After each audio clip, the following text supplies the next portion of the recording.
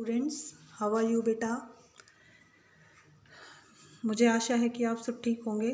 ठीक है, तो आज कुछ बच्चों की डिमांड थी कि मैम हमें स्वर व्यंजन दोबारा से करवाए जाएं। मैं आज आपके टॉपिक स्टार्ट कर ही रही हूँ, ठीक है, क्योंकि स्टार्टिंग हमारी यहीं से होती है। आप देख रहे होगे, सोचोगे कि मैम ने ये क्या पूरा बोर्ड भर रखा है, ए अनार आम लिखे हुए हैं, लेकिन बेटा हमारी जो स्टार्टिंग है वो इसी से होती है। ए अनार से ही हमारी शुरुआत होती है। उसके बाद जैसे शब्द शब्द से बने, सबसे पहले बनता है वर्ण, जो भाषा की सबसे छोटी इकाई होती है, जो अखंडित होती है, जिसके टुकड़े नहीं कर सकते। ठीक है, उसी तरह से फिर आ जाओ हमारे स्वर हैं, फिर व्यंजन हैं। जो व्यंजन होते हैं वो स्वर की सहायता से बोले जाते हैं। स्वर जो स्वतंत्र होते हैं, जिनको किसी की सहायता की आवश्यकता नहीं है, ये अपने आप में अकेले रहते हैं। तो बेटा पहले वर्ण आता है, फिर क्या आता है, वर्ण के बाद बने शब्द, शब्द से बना वाक्य। ठीक है, और उसके बाद हमारी सारी कहानी वहानी बन जाती हैं, जितनी भी आगे जाके हम कहानियाँ पढ़ते हैं। लेकिन शुरुआत हमारी इसी से होती है, स्वर और व्यंजन से।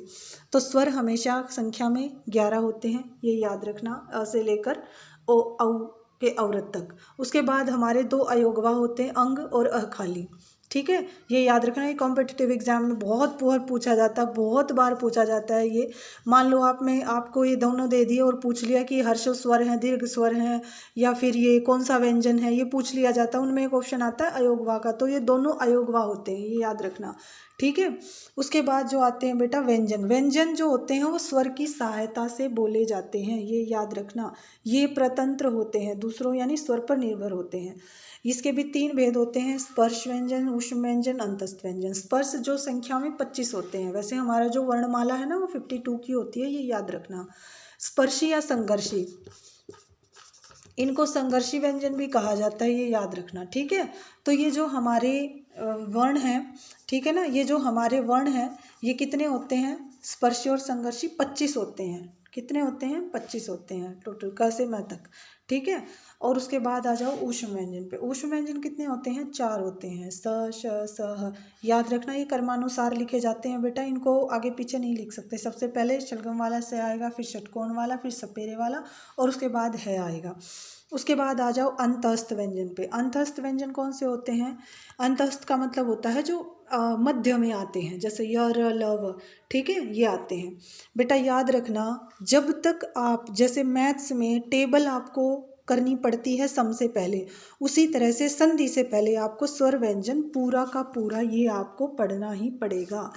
ठीक है, बिना अभ्यास के आप इसको नहीं कर पाओगे। इसीलिए मैं अब डेली आपकी क्लास लूँगी, डेली के डेली आपकी क्लास लूँगी। ग्रामर मेरी रिस्पॉन्सिबिलिटी है, डेली आपको एक वीडियो मिलेगी। लेकिन मुझे कमेंट करके ज़रूर बताना कि मैम आपने अच्छा कराया। अगर मेरी कुछ कमियां हैं तो वो भी मुझे बता देना, ठीक है। क्योंकि देखो बेटा, हर भरपूर कोई नहीं होता, हमें अपनी कमियां पता चलेंगी तभी हम आगे जाके उसको हटा सकेंगे और अच्छा लेकर आएंगे कुछ ना कुछ। ठीक है, तो ये कैसे मैं तक हमारे हो गए स्पर्शी या संघर्षी व्यंजन। उसके बाद हमारे ऊष्म व्यंजन हो गए, फिर अंतस्थ व्यंजन हो गए, यहाँ तो हो गए। फिर एक संयुक्त व्यंजन भी होते हैं बेटा। संयुक्त व्यंजन ये होते हैं क्षत्र ये वाला क्षत्रिय, त्रिशूल, वज्ञानी और शर्मिक। ये हमारे संयुक्ताक्षर की संज्ञा दी है ग्रामर में इनको, यानी हिंदी व्याकरण में इनको संयुक्ताक्षर माना गया है। उसके बाद है बेटा हमारा स्वर के भेद कितने होते हैं। मेन जो पार्ट अब स्टार्ट हुआ है आपका वो ये है। अभी तक मैंने आपको स्वर व्यंजन से परिचित कराया है। हाँ, एक चीज़ और मैं बता दूं स्वर के भेद कराने से पहले, कि आपके 2 अन्य भी होते हैं, जब भी तो 52 बनेंगे। ये होते हैं बेटा, ये अड़ खाली ढ ढक्कन, इनको उत्क्षिप्त व्यंजन कहा जाता है। कौन सा व्यंजन कहा जाता है, इनको उत्क्षिप्त व्यंजन कहा जाता है। ये पेपर में भी आ सकता है, ये आपके पेपर में आ सकता है, मोस्ट इम्पोर्टेंट है, ये आता ही आता है। ठीक है, क्योंकि ये जो होता है इसको एग्जामिनर क्या करता है, ये सोचता है कि ये जो अभी रिसेंटली जब ग्रामर चेंज हुई थी हमारी, ग्रामर में जैसे पहले पुराने शब्द जोड़े जाते थे, लेकिन उनमें अब नई चीज़ें, नई वर्तनियाँ आ गई हैं। तो 2 वर्तनी जो हैं, 2 वर्ण ये अलग से आए हैं, काफ़ी टाइम पहले आ गए थे, बट अब इनका यूज़ होता है किताबों में। ठीक है, इनको उत्क्षिप्त व्यंजन कहा जाता है। मैं ये भी समझाऊंगी कि इस व्यंजन को प्रकम्पित व्यंजन कौन से होते हैं और अनुस्वार, अनुनासिक, ये सारा समझाऊंगी मैं। ठीक है, अभी इतना करो, फिर आ जाओ बेटा अपने स्वर के भेद पे। स्वर का जो भेद होता है वो 3 होते हैं, याद रखना। ठीक है, स्वर के 3 भेद होते हैं, हर्ष स्वर, दीर्घ स्वर और प्लुत स्वर। ठीक है, ह्रस्व स्वर में कितने आते हैं? अगर आपको पूरा नहीं पता तो अपने 11 स्वर लिख लो। 11 स्वर में जो छोटे हैं उन पे गोले लगा लो। जो छोटे हैं जिनका उच्चारण करते समय हमारी जो सांस है वो एक पूरी एकदम बोले जाएं, जो ठीक है, जो कम से कम समय लगे, जिनमें समय ही ना लगे, जैसे अ ई उ री, इनमें समय ही नहीं लगा। 4 हैं ये पूरे, चारों के चारों कितने हैं? ये हमारे हर्ष। हर्ष मतलब छोटा, जल्दी बोला जाए। और जो बच गए जो बड़े हैं ये लगा लो। ये हमारे जितने 7 हैं, 7 भाई हैं ये बड़े।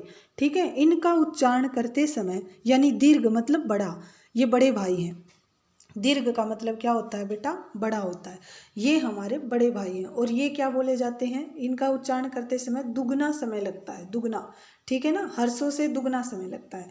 और दूसरी चीज़, अब प्लूत पे आ जाओ। प्लूत मतलब बहुत कम यूज़ होता है, ये आपने देखा होगा जो रामायण महाभारत होती है, हमारे श्लोक बोले जाते थे उनमें, जैसे ओम राम, इनकी जो ध्वनि है उस ध्वनि को प्लूत स्वर कहा जाता है, ये याद रखना।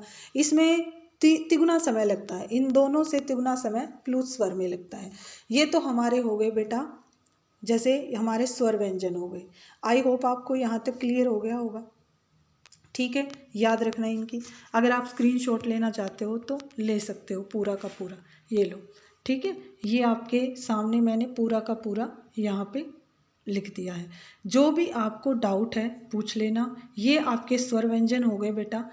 अगर अभी भी आपको कोई डाउट है तो पूछ लेना। अब मैं आगे चलूँ, अगला टॉपिक हम करेंगे इससे आगे, तो अगला टॉपिक मैं करवाती हूँ आपको। ठीक है।